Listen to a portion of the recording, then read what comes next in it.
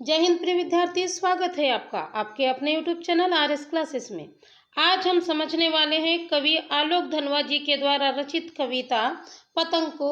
मैं आपको बता दूं, यह जो पतंग जो कविता है आलोक धनवा जी के एकमात्र संग्रह है और एक लंबी कविता है। इस कविता के जो तीसरे हिस्से को ही आपके पाठ्य पुस्तक में समाहित किया गया है। इस पतंग कविता के माध्यम से कवि बच्चों की बाल सुलभ जो इच्छाएं हैं, चेष्टाएं, उनका वर्णन किया है। तो समझेंगे हम कि किस तरह पतंग को माध्यम बना के बच्चों की बाल सुलभ चेष्टाओं का वर्णन किया है कवि ने इस कविता में। तो बने रहिए अंत तक वीडियो पर और समझते रहिए कविता पतंग को। सबसे तेज बौछारे गई, भादो गया सवेरा हुआ, अपनी नई चमकीली साइकिलें तेज चलाते हुए, घंटी बजाते हुए, जोर जोर से चमकीले इशारों से बुलाते हुए, पतंग उड़ाने वाले बच्चों के झुंड को चमकीले इशारों से बुलाते हुए और आकाश को इतना मुलायम बनाते हुए। आप कविता सुन चुके हैं, चलिए अर्थ समझते हैं। सबसे तेज बौछारे गई, भादो गया सवेरा हुआ। कवि कह रहे हैं कि मूसलाधार बारिश वाला भादों का महीना चले गया है और अब क्या हो गया है, सवेरा हो गया है। सवेरा हो गया का मतलब क्या हुआ है कि अब आसमान साफ हो गया है और गलियों में भी कीचड़ नहीं है। क्या कहते हैं कि सबसे तेज बारिश वाला भादों का महीना चले गया है और सवेरा हो गया, अर्थात आसमान साफ हो गया और अब गलियों में भी कीचड़ नहीं है। अपनी नई चमकीली साइकिलें तेज चलाते हुए, घंटी बजाते हुए, जोर जोर से। इसलिए अब बच्चे क्या करने लगे हैं, अपनी चमकीली साइकिल को निकाल कर तेजी से उसे चला रहे हैं और जोर जोर से साइकिल की घंटी बजा रहे हैं।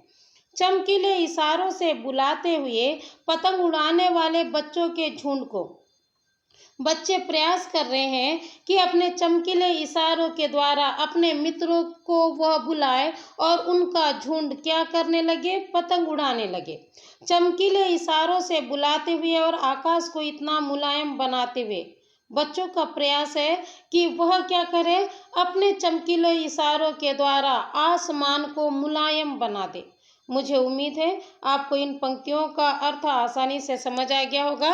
एक बार फिर देख लेते हैं इसका अर्थ।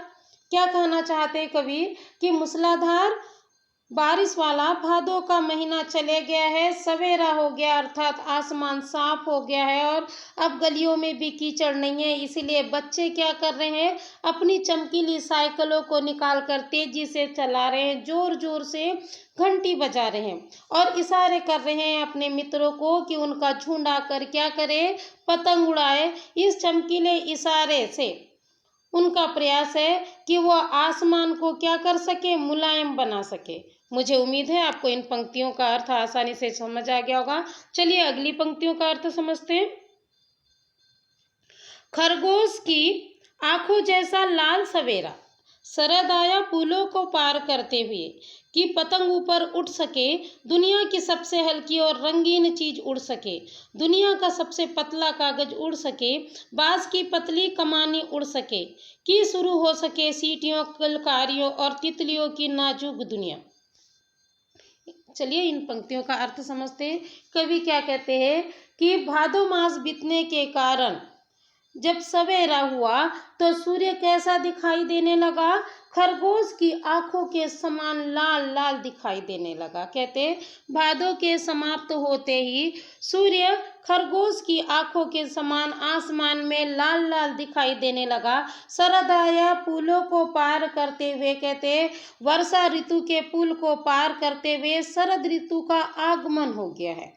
वर्षा ऋतु के पुल को पार करते हुए शरद ऋतु का आगमन हो गया है कि पतंग ऊपर उठ सके। बच्चों का प्रयास ये है कि उनके द्वारा बनाई गई जो पतंग है वो आसमान में ऊपर उठ सके। क्यों उठ सके, देखिए, दुनिया का सबसे हल्की और रंगीन चीज उड़ सके, दुनिया का सबसे पतला कागज उड़ सके, बांस की पतली कमानी उड़ सके।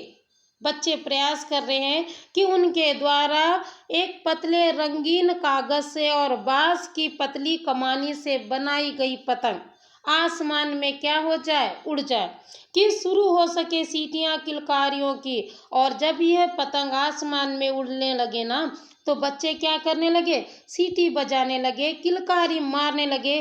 तितलियों की इतनी नाजुक दुनिया, कहते जब यह पतंग आसमान में रंग बिरंगी पतंग उड़ती है तो ऐसा लगता है जैसे आसमान में तितलियां, नाजुक तितलियां उड़ रही हैं। एक बार फिर से अर्थ समझ लीजिए। क्या कहते हैं कवि, कि भादों का महीना समाप्त होते ही आसमान में सूर्य खरगोश की लाल लाल आंखों के समान दिखाई देने लगा है। शरद वर्षा ऋतु के पुल को पार करते हुए शरद ऋतु का आगमन हो चुका है। बच्चे प्रयास कर रहे हैं कि उनकी जो पतंग है वो कहाँ उड़ सके, आसमान में उड़ सके। उनकी कल्पना है कि उनके द्वारा बनाए गए हल्के और रंगीन कागज से बनी पतंग, जो कि बांस की पतली कमानी से बनाई हुई है, वो आसमान में उड़ सके और फिर शुरू हो जाए उनके मित्रों की सीटियों की आवाज, किलकारियों की आवाज, और आसमान में उड़ती हुई ये पतंग तितलियों की तरह, रंग बिरंगी तितलियों की तरह, उनकी जो दुनिया है, नाजुक दुनिया, वो फिर से दिखाई दे सके। मुझे उम्मीद है आपको इन पंक्तियों का अर्थ आसानी से समझ आ गया होगा। चलिए अगली पंक्तियों को समझते हैं। जन्म से ही लाते हैं कपास, पृथ्वी घूमती हुई आती है उनके बेचैन पैरों के पास। कवि कहते हैं कि बच्चे क्या करते हैं, जन्म से अपने साथ कपास लेके आते हैं। कहने का मतलब ये है कि बच्चों का शरीर ही कोमल नहीं होता, बल्कि उनका मन भी कोमल होता है। पृथ्वी घूमती हुई आती उनके बेचैन पैरों के पास, इसीलिए बच्चे का मन कोमल होने के कारण धरती भी उनके पैरों के पास आने के लिए बेचैन होती है। क्या कहते हैं कि बच्चे जन्म से ही अपने साथ कपास लेके आते हैं, अर्थात क्या है, बच्चों का तन और मन दोनों कोमल होता है। यही कारण है कि घूमती हुई धरती भी उनके पैरों के पास आने के लिए बेचैन होती है। जब वे दौड़ते हैं बेसुध छत को भी नरम बनाते हैं। कहते हैं जब बच्चे छत पर ना बेसुध होकर दौड़ते हैं तो छत नरम हो जाती है, वो छत को नरम बना देते हैं, दिशाओं को मृदंग की तरह बजाते हुए। कहते जब वो छत से दौड़ते हैं तब छत की जो आवाज़ है ऐसी लगती है जैसे सभी दिशाओं में मृदंग बज रहे हैं। जब वह पेग भरते हुए चले आते हैं डाल की तरह लचीले वेग सो अक्सर। कवि कहते हैं कि जब वह क्या करते हैं, तेजी से चलते हुए आते हैं तो ऐसा लगता है मानो क्या हो गई हो, पेड़ की डाल लचीली होकर झुक गई हो। छतों के खतरनाक किनारों तक उस समय गिरने से बचाता है उन्हें सिर्फ उनके ही रोमांचित शरीर का संगीत। कहते हैं जब वह छत के खतरनाक किनारे तक आ जाते हैं तो उस समय उनके शरीर से निकलने वाला रोमांचित कर देने वाला संगीत उन्हें छत के खतरनाक किनारों से गिरने से बचाता है। क्या कहते हैं, जब बच्चे तेजी से क्या करते हैं, छत पर चलते हैं तो ऐसा लगता है जैसे पेड़ की डाल क्या हो चुकी हो, झुक गई हो। और जब वो माफ कीजिए छत के खतरनाक किनारों तक आ जाते हैं तब उनके शरीर से निकलने वाला रोमांचित कर देने वाला जो संगीत है उन्हें छत के खतरनाक किनारों से गिरने से बचाता है। पतंग की धड़कती ऊंचाइयां उन्हें थाम लेती है महज एक धागे के सहारे। कहते जब बच्चा किनारे पर बस गिरने वाला होता है तब पतंग का हृदय धड़कने लगता है, ऊंची जो उड़ती हुई पतंग का हृदय धड़कने लगता है और वो महज एक धागे के सहारे बच्चे को गिरने से बचा लेती है। क्या कहते हैं कवि, एक बार फिर से सुनिए कि जब बच्चा खतरनाक किनारों पर गिरने के लिए होता है तब जो पतंग का हृदय है, जो ऊंचाई पर पतंग है उसका हृदय धड़कने लगता है और वह बच्चे को महज एक धागे के सहारे क्या करती है, बांध लेती है, उसे गिरने से बचा लेती है। मुझे उम्मीद है इन पंक्तियों का अर्थ भी आपको आसानी से समझ आ गया होगा। चलिए अगली पंक्तियों को समझते हैं। पतंग के साथ साथ वे भी उड़ रहे हैं अपने रंध्रों के सहारे। कहते बच्चे क्या करने लगते हैं, उड़ती हुई पतंग के साथ साथ उनकी कल्पनाएं भी आसमान में धागों के सहारे उड़ने लगती है। क्या कहते हैं कवि कि जब पतंग आसमान में उड़ती है तो बच्चे भी उस पतंग के सहारे, उनकी कल्पनाएं भी क्या करने लगती है, आसमान में उड़ने लगती है। किसके सहारे?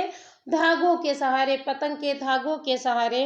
अगर कभी वे गिरते हैं छतों के खतरनाक किनारों से, कवि कहते हैं, और बच जाते हैं। तब कभी ऐसा होता है कि बच्चे क्या करते हैं, छत के खतरनाक किनारों से गिरते हैं और बच जाते हैं, और भी निडर होकर सुनहरे सूरज के सामने आते हैं। कहते हैं तब बच्चे क्या हो जाते हैं, बच्चों के अंदर जो छत से गिरने का जो डर है ना, वो क्या हो जाता है, समाप्त हो जाता है, और वो निडर हो जाते हैं और सूर्य के सामने फिर क्या होते हैं, पूरे उत्साह के साथ निडर होकर खड़े हो जाते हैं। क्या कहते हैं कवि, एक बार फिर समझिए। जब वो क्या करते हैं, खतरनाक किनारों से गिरने से बच जाते हैं, तब वो और अधिक क्या हो जाते, निडर हो जाते, क्योंकि उनका डर समाप्त हो जाता है। और फिर वह सूरज के सामने निडर होकर क्या हो जाते, पतंग उड़ाने के लिए तैयार हो जाते। पृथ्वी और भी तेज घूमती हुई जाती उनके पैरों के पास। कवि कहते हैं जब बच्चों के इस साहस को धरती देखती है तो वह बेचैन हो जाती है। किस लिए? उनके पैरों के पास जाने के लिए, उन बच्चों के साहस को देखने के लिए, उनके कोमल भावों को समझने के लिए। मुझे उम्मीद है आप इन पंक्तियों के अर्थ को आसानी से समझ पाएं, और ये जो कविता है आपको बेहद पसंद आई होगी, क्योंकि एक कोमल भावों के साथ बच्चों की भावनाओं को व्यक्त करती हुई ये कविता प्रतीत करती है कि किस तरह उड़ती हुई पतंग के सहारे बच्चों की कल्पनाएं भी उड़ते रहती है, और वो हमेशा प्रयासरत होते हैं ऊंचे से ऊंची मंजिल को प्राप्त करने के लिए। तो पतंग एक इशारा है बच्चों को ऊपर तक ले जाने के लिए, उनकी भावनाओं को ऊपर तक ले जाने के लिए। और यदि आपको ऐसा लगता है कि मैं इस कविता को समझाने में, आसान तरीके से समझाने में सफल हुई हूँ, तो प्लीज़ इसे लाइक कीजिए, ज़्यादा से ज़्यादा अपने मित्रों को शेयर कीजिए, और हाँ, कमेंट्स करना बिल्कुल ना भूलिए। धन्यवाद।